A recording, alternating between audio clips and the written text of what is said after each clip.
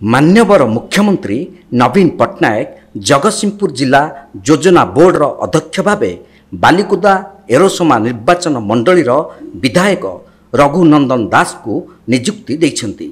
श्री दास जिला योजना बोर्ड अध्यक्ष ग्रहण करिछन्ति।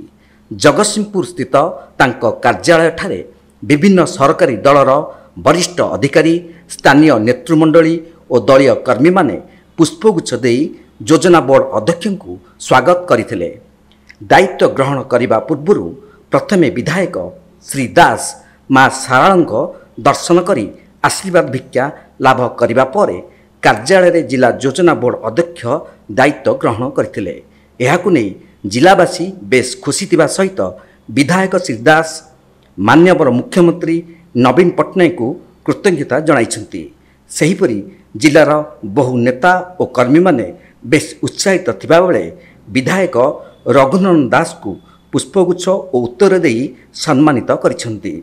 तेबे आगोकू साधारण निर्वाचन कम समय थिबारु जिलार अनेक उन्नतिमूलक कार्य किपरि त्वरान्वित होई परिबो सेथिप्रति प्राथमिकता देबे बोली विधायक कहिसन्ति। देखंतु मु तो निश्चित भाव में खुशी जे जिला योजना बोर्ड रो अध्यक्ष पद रे मते मोर प्रिय नेता माननीय मुख्यमंत्री श्री नवीन पट्टनायक जो गुरु दायित्व देइछन्ति सेथिपय मु सर्वप्रथमे तांको मोर हार्दिक कृतज्ञता ज्ञापन करिवि।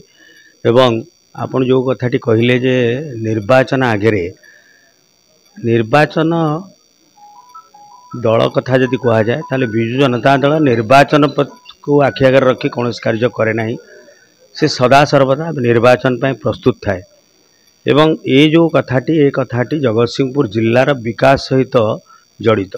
जगतसिंहपुर जिले में किभली भाव में योजना मान हम एवं किभली योजना को कार्यकारी कले से योजना त्वरान्वित हो जगतसिंहपुर जिलावासी तार उपकार पाइबे, ये हूँ जिला योजना बोर्डर मूल लक्ष्य। तेणु जो दायित्व देइछन्ति माननीय मुख्यमंत्री से दायित्व को संपन्न करने को हेले ए जिला योजना बोर्ड रे जो माने सदस्य माने रहिछन्ति एवं एठी अनेक गुणी ज्ञानी विज्ञ व्यक्ति माने अछन्ति जगतसिंहपुर जिले रे सेमानकर मध्य सुपरामर्श आनी किभली भाव में जगतसिंहपुर जिला को आहुरी विकास दिगरे अग्रगति करा जाई परिबो से संक्रांत रे जहाँ रोड मैप तैयारी हबो से रोड मैप को आमे माननीय मुख्यमंत्री पाखरे उपस्थापित करिवु। एवं एबे हुए तो निर्वाचन आगे अच्छी किंतु निर्वाचन पर समय रही जगतसिंहपुर जिलार विकास में जहाँ कि आवश्यक उपलब्धि करूँ ताकू कार्यकारी करने सर्वमते चेष्टा करूँ। जगतसिंहपुर रीता साहू रिपोर्ट तीर्थक्षेत्र लाइव।